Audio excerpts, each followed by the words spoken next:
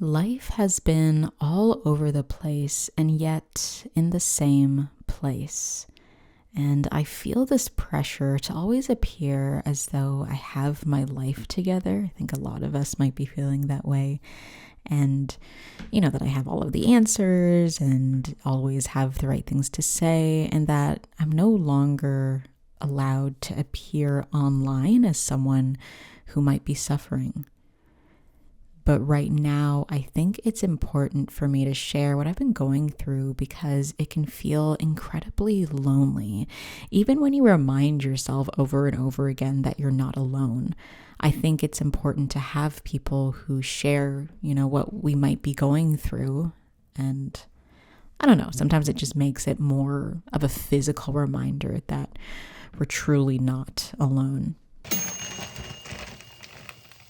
This summer, our roommate will be moving out, and I think I became caught up in the idea of our situation just remaining stagnant and unchanging for a while. And it was extremely comfortable for a very long time, up until very recently.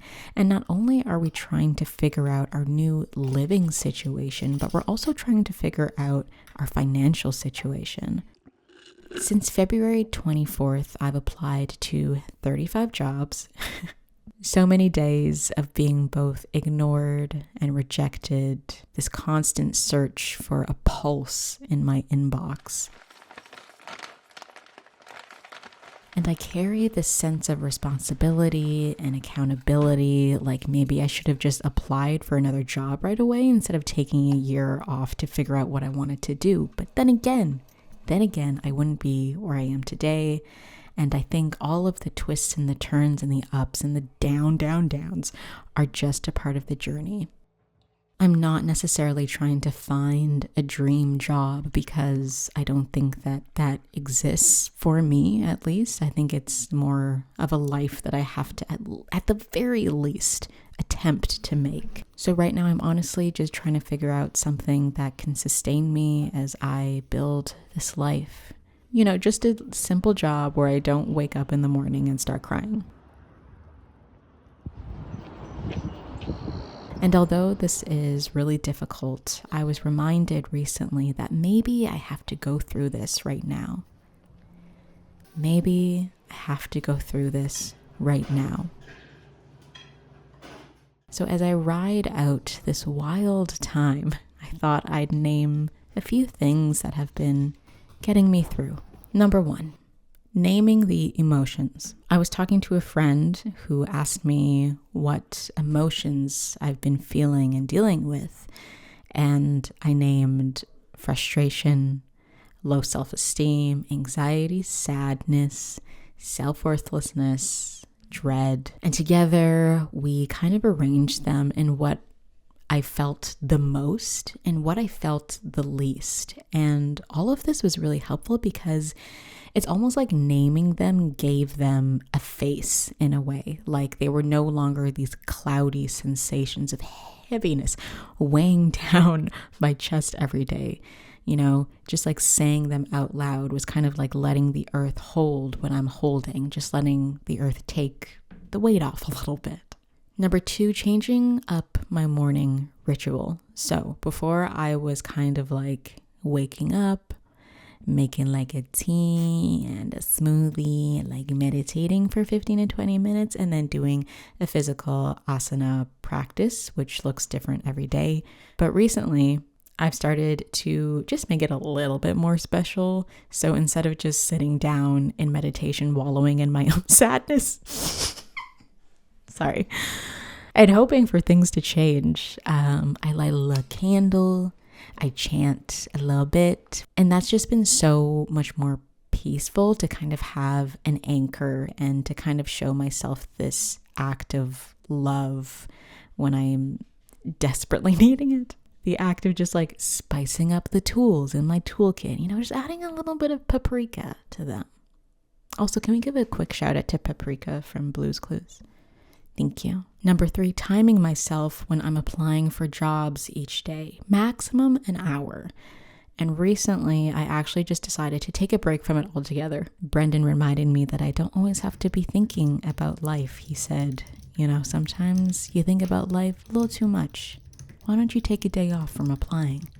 He also said I haven't put out a newsletter in a while, and I responded with, Brendan, no one wants to hear me talk about how I'm still unemployed. And he said, you'd be surprised. So here we are, not in newsletter form, but in this. Hi.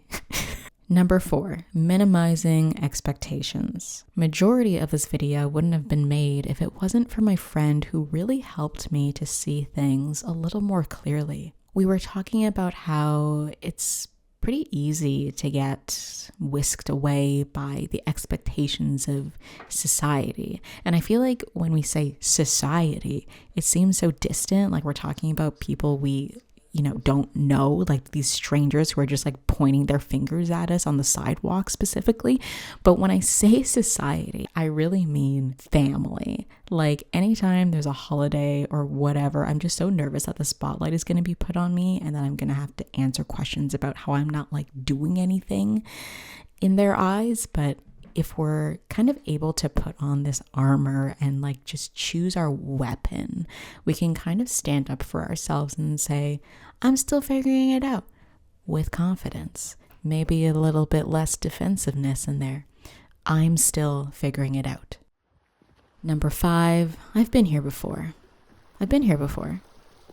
If we think back to times when we'd been in a similar situation, we can kind of comfort ourselves by reminding ourselves that we made it work and that we made it through. When I moved out for the first time from my parents' place, I had a seasonal job and I had to figure out what I was going to do. Now, in retrospect, I'm older, and so I kind of know how a few more things work. I certainly could have went on employment insurance. I didn't have that tool in my toolkit back then. Peach, it's pretty. All I had was like weed, smart food popcorn, and sadness. Oh my God.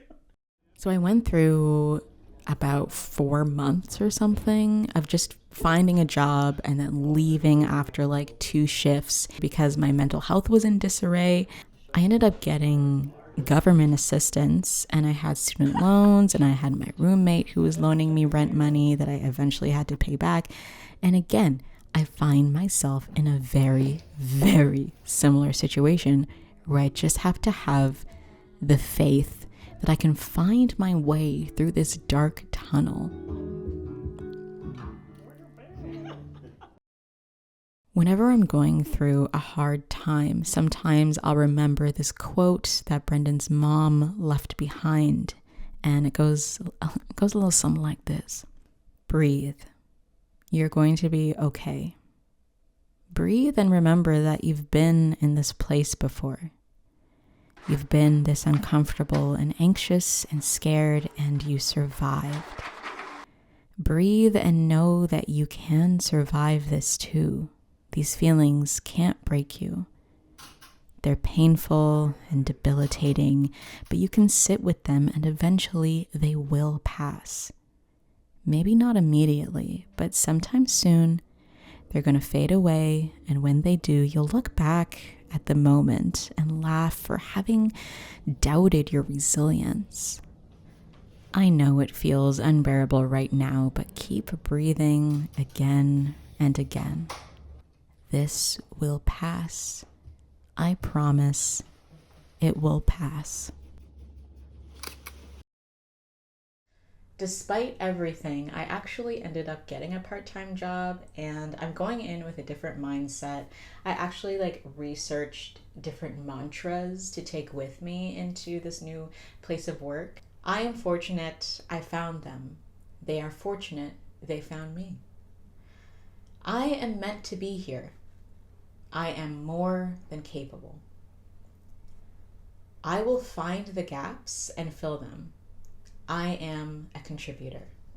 I love that. I love that for us. So all of this to say is that this experience gave me the evidence that the evidence of impermanence and that nothing lasts forever, which is both a blessing and a curse. But I think that it's more of a wonderful thing, because when we have this perspective, it can remind us to be more present. Like, the thought of my dog dying crosses my mind sometimes, and although it's kind of, a dark thought, it also helps me to remember that we only have so much time together, and I should embrace every moment. So the emotional turmoil that I've been experiencing since January is kind of gone now, and that's just the way that she goes. That's life, baby. She ebbs and she flows.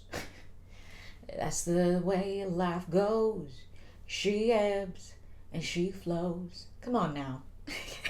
And I'm positive that I will experience these feelings again, maybe go through a similar situation or something. And yet I find comfort in knowing that these feelings don't last forever. Classic.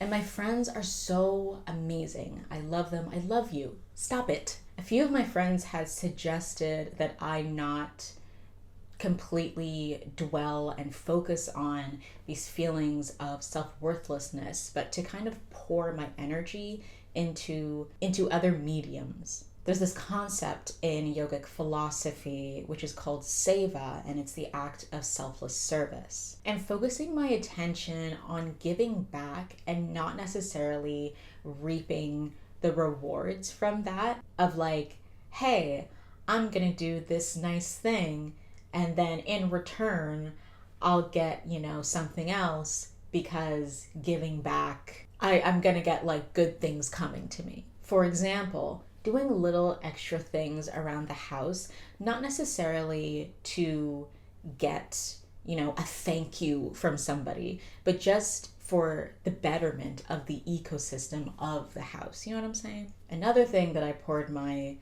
emotions into was art. I made a song on Patreon. I posted it on Patreon. It's called Barista. And it's not vocally my best, but sometimes that's not what it's about, right? Sometimes it's just about doing the thing. You know what I'm saying? Most of the time it's about doing the thing. Maslow's hierarchy of needs is reality. No job property, that's a lack of safety. I strive from a white screen, searching for security. Can't get no barista job without experiencing. Burnt hands, rude people, lifting coffee bags, dark thoughts. Burnt hands, rude people, lifting coffee bags, dark thoughts. And then I love this part at the end where I'm just like frustrated. Spend an hour on this fucking goddamn cover letter.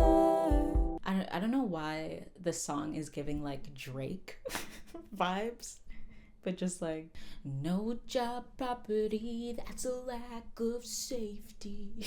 I don't know why. It's giving, I might be too strung out on compliments, overdose on confidence, starting not to give, but stop fearing the consequence. Drinking every night because we drink to my accomplishments. Fade away too long, I'm floating in and out of consciousness, and they said about. I'd agree with that. I just take my time with all that shit. I still believe in that. I had someone tell me I fell off, ooh, I needed that, and they want to see me pick back up, but when I leave it, I know why exaggerate. Okay, back to the video. Lastly, focusing on what I have. And if you're an Aries ass like me, whenever somebody suggests to be grateful, it's like, bitch, I'm not gonna write in my journal about what I'm not doing that. I'm going through emotional turmoil right now. You want me to be grateful for what? For what? Okay. And I think that our reluctance to do something like this means that we should probably do it.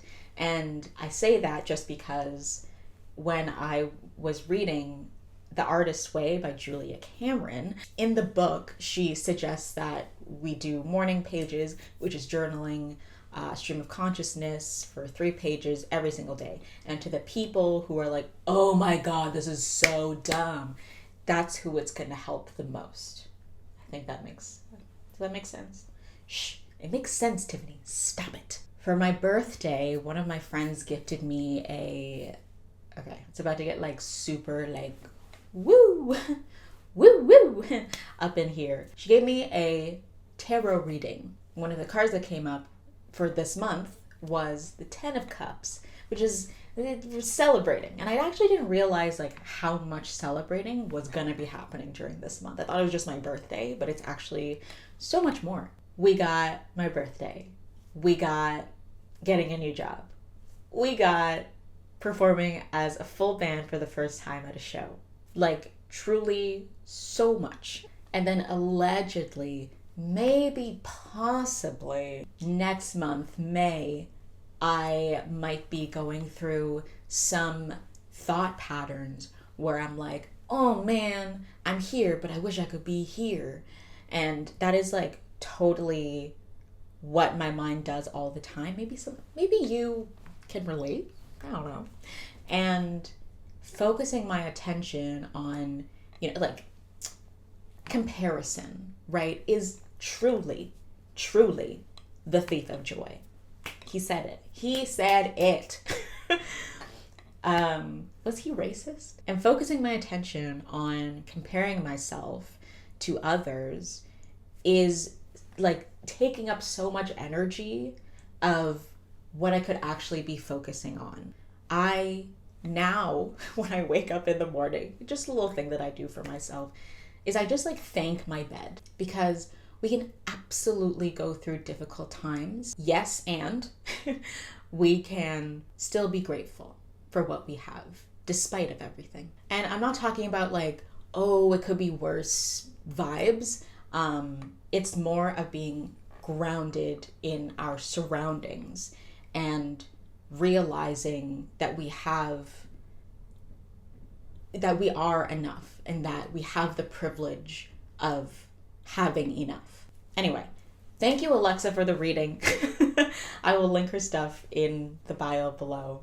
She's great. That is it from me. If you watched until the end, thank you so much. I love writing scripts and filming videos and editing videos, and sharing the videos is like a little bit scary, but I genuinely appreciate that you took the time out of your day to be here. So from the bottom of my heart, thank you so much, and have a wonderful rest of the day.